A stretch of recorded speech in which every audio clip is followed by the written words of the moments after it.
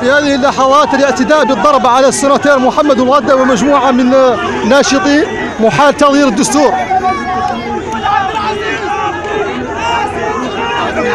نعم ما لابد منه.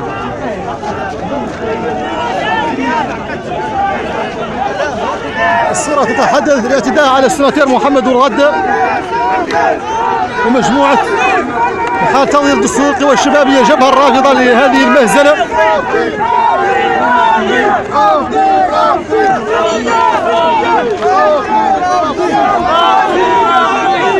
يسقط حكم العسكر. يسقط حكم العسكر. يسقط حكم العسكر.